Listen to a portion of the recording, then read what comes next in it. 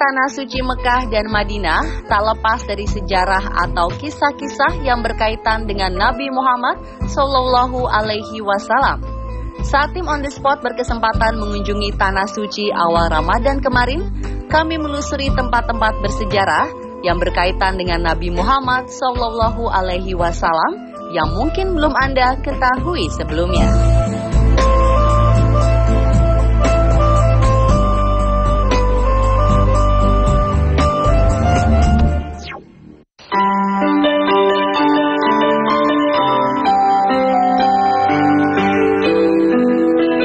Penelusuran tim On The Spot berawal dari sebuah bangunan kuno di sekitar Masjidil Haram Mekah.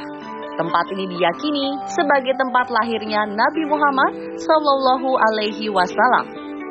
Sekitar 200 meter dari pintu Masjidil Haram, tampak bangunan coklat muda yang kerap dikunjungi para jamaah haji maupun umroh untuk sekedar melihat ataupun mengabadikan momen dengan foto.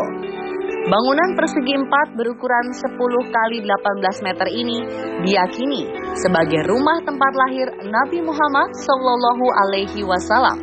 Sekarang tempat ini berfungsi sebagai maktabah atau perpustakaan. Di depan bangunan terdapat papan nama bertuliskan Mekah Al-Mukarramah Library yang dibangun pada tahun 1370 Hijriah. Di sebelah kanan ada sebuah papan dengan tulisan 6 bahasa, yakni Inggris, Indonesia, India, Arab, Turki, dan Urdu yang berisi tidak disyariatkan untuk mengunjungi perpustakaan ini dengan tujuan beribadah karena tidak ada dalil yang menunjukkan akan hal itu. Mungkin inilah sebabnya bangunan ini lebih sering tertutup dan tidak dibuka untuk umum. Di bagian kiri bangunan terdapat spanduk-spanduk bertuliskan sejumlah larangan. Mulai dari dilarang sholat, dilarang berdoa di depan rumah, dan dilarang meratap di temboknya. Allah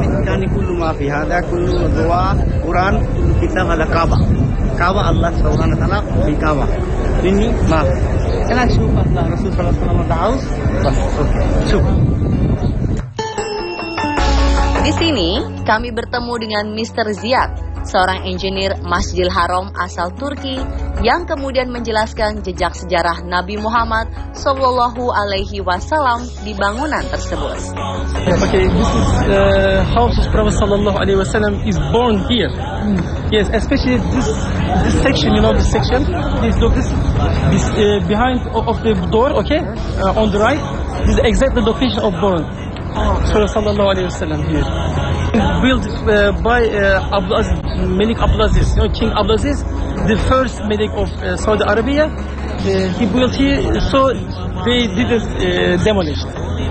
Yes, but after that they changed to be library. Dan ternyata menurut penuturan Mr. Ziyad, bangunan ini tak selalu tertutup. Namun yang bisa masuk ke dalam hanyalah guru besar dan para pemuka agama. You know, it's very hot in Saudi Arabia, so after 5 o'clock p.m. it will be open, no problem. But just only teachers and religion peoples can go inside.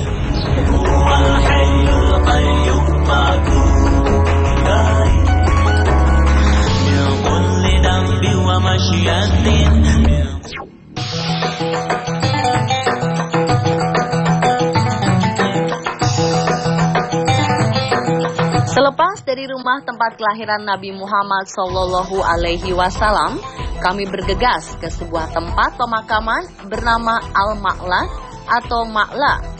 Berjarak sekitar 600 meter sebelah utara Masjidil Haram, terdapat kawasan pemakaman Al-Ma'la yang dijadikan makam keluarga besar Bani Hashim, yaitu nenek moyang Rasulullah Sallallahu Alaihi Wasallam. Di kawasan perkuburan ini terdapat makam istri pertama Rasulullah, Siti Hadijah. Jamaah yang datang berziarah bisa berdoa dari balik pagar besi.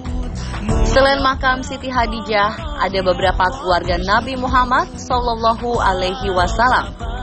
Sahabat dan ulama yang dikubur di area pemakaman ini diantaranya Aminah, ibunda Rasulullah, Abu Talib, paman Rasulullah, dan Abdul Muthalib, kakek Rasulullah.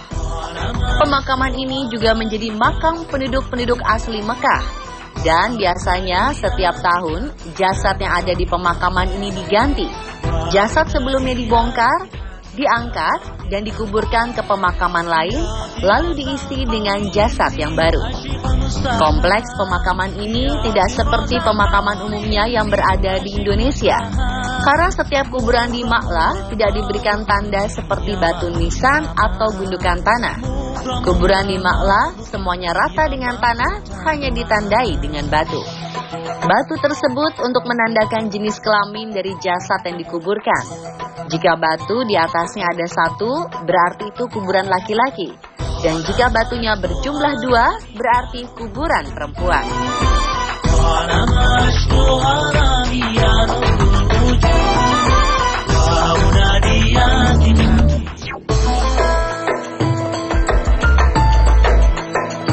Tak jauh dari pemakaman Al-Ma'la, ada sebuah masjid yang juga menyimpan sejarah tentang Nabi Muhammad SAW. Adalah Masjid Al-Jin, yang terletak di antara perhotelan dan pertokoan di pinggir jalan. Konon, masjid ini menjadi saksi bisu ketika jin kafir memutuskan untuk memeluk agama Islam. Dikisahkan bahwa bermula ketika Rasulullah SAW sedang melafazkan Al-Quran di dalam masjid tersebut.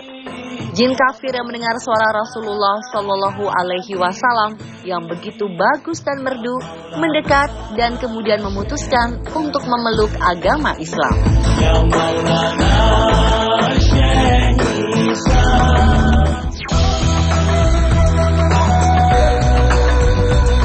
Perjalanan tim on the spot dilanjutkan ke sekitar perbatasan kota Mekah, tepatnya 20 km dari Mekah, yakni di Hudaybiyah, atau sekarang lebih dikenal dengan daerah Al-Sumaisi.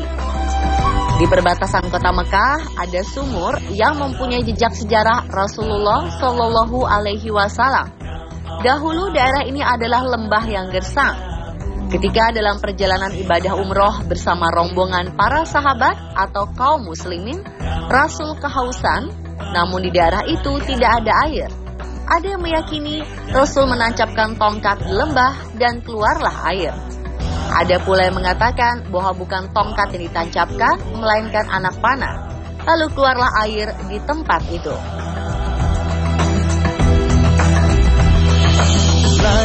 Sekitar 2 km dari sumur terdapat Masjid Al-Sumaisi. Masjid ini sering dijadikan tempat mikot umroh oleh para jemaah, di mana tepat di belakang masjid ada puing-puing masjid tua yang terbuat dari susunan batu-batu gunung. Uniknya, batu-batu ini hanya disatukan dengan pasir atau tanah liat dan kapur gunung, dan beberapa bagian dinding masjid yang sudah tak beratap ini masih berdiri kokoh meskipun sudah berusia lebih dari 1.400 tahun. Dahulu, di sini terdapat sebuah pohon tempat baiat atau janji setia kepada Rasulullah SAW, atau yang lebih dikenal dengan nama Baitur Ridwan.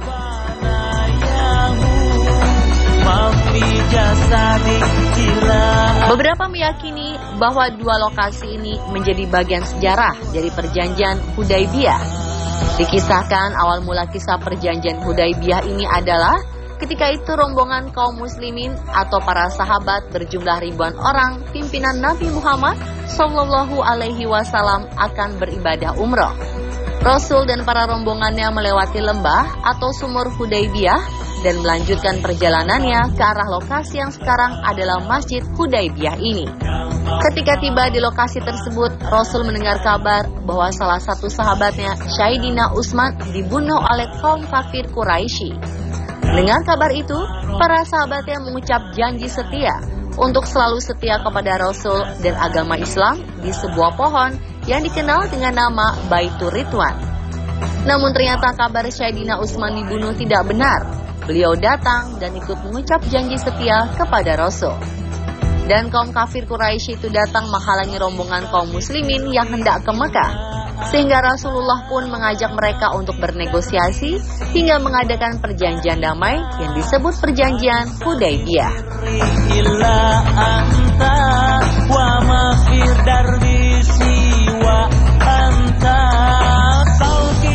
Setelah meninggalnya Rasulullah Shallallahu Alaihi Wasallam, pohon yang menjadi tempat baiat atau janji setia kepada Rasulullah ini sering disalahgunakan oleh kaum muslimin yang masih lemah imannya sebagai tempat mengambil berkah.